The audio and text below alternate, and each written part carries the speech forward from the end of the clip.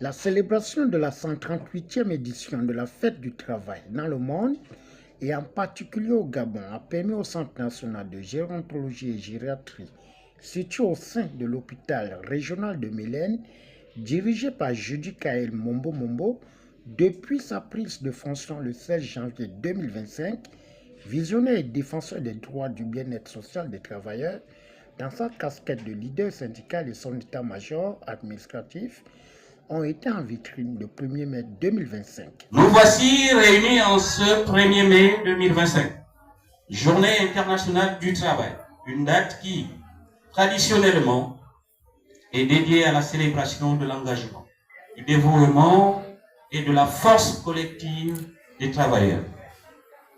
Cette année, ce 1er mai résonne d'une manière particulière au sein de notre établissement.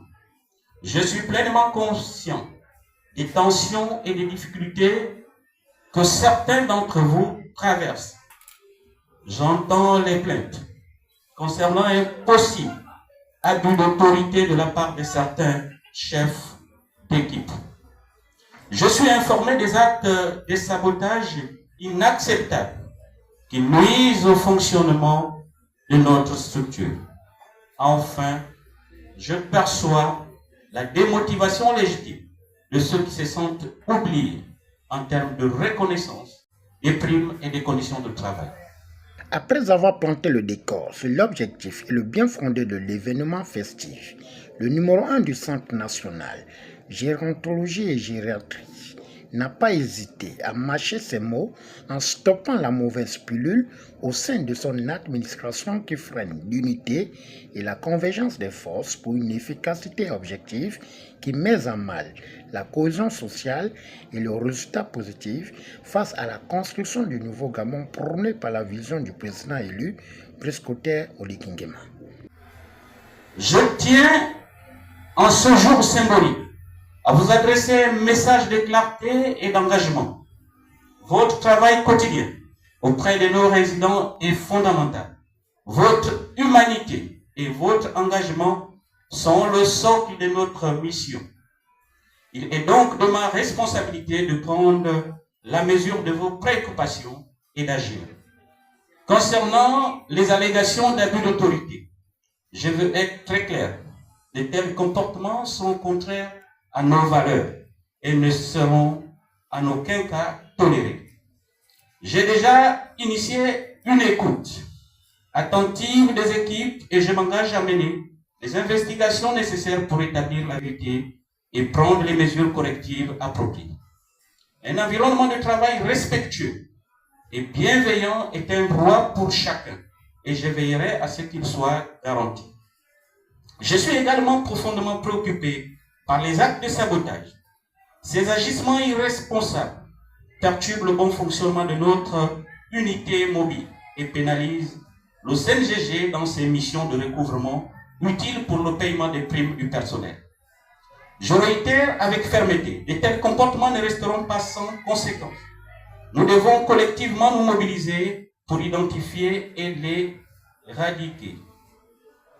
Quant au manque de primes et aux conditions de travail difficiles, je comprends votre déception et votre frustration. Les contraintes financières sont réelles et nous savons tous que nous héritons d'un passif de nos prédécesseurs.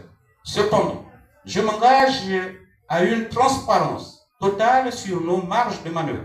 Je suis activement à la recherche des solutions innovantes pour récupérer d'abord le patrimoine détourné, ce qui nous permettra de relancer le projet du laboratoire, tout en sollicitant de la CNAMGES la prise en compte de l'accompagnement de la personne âgée. L'aboutissement de ces démarches nous permettra d'améliorer nos conditions de travail et d'explorer toutes les pistes possibles de reconnaissance de votre engagement dans le respect de nos capacités budgétaires. Ce 1er mai est un rappel que la force du travail réside dans la solidarité et le respect mutuel. Face aux enjeux de la Ve République, le président du syndicat du personnel a fixé le cap en invitant les membres syndiqués et travailleurs de lier une relation basée sur le code du travail avec le partenaire pour faire avancer certaines dispositions de la législation du travail. Chers travailleuses et travailleurs, c'est pour moi un agréable plaisir de prendre la parole aujourd'hui.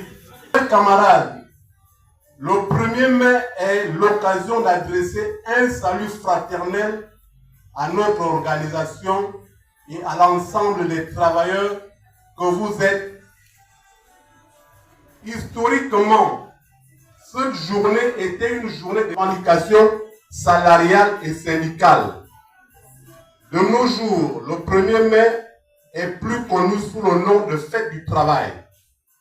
À cette occasion, monsieur le directeur, je voudrais, au nom du personnel et au mien propre, vous dire combien nous apprécions à sa juste valeur la cérémonie d'aujourd'hui. À cette innovation bienvenue, nous voyons deux raisons.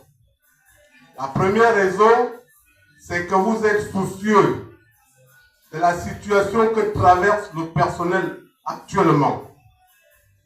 La deuxième raison, c'est le prix que vous attachez au dialogue avec ce même personnel et les partenaires sociaux que nous sommes. Au-delà de ces critères d'un grand homme, nous pensons qu'il est possible, même fortement souhaitable, d'envisager des mesures et mécanismes additionnels, comme par exemple payer la prime mensuelle. Cet effort ne doit pas s'analyser comme une dépense, mais plutôt comme un investissement pour soutenir votre personnel. C'est sur ces mots d'espoir, de solutions concertées, que je voudrais terminer mon propos en vous souhaitant au nom du personnel bonne fête de travail. C'est dans une ambiance festive, cordiale et fraternelle et un concert gratuit après avoir honoré le ventre à travers la consommation de la bière, eau, alcool et menus proposés que les travailleurs ont pris rendez-vous pour 2026 en remerciant la réussite de l'organisation de cet événement qui marque le retour à l'ordre constitutionnel.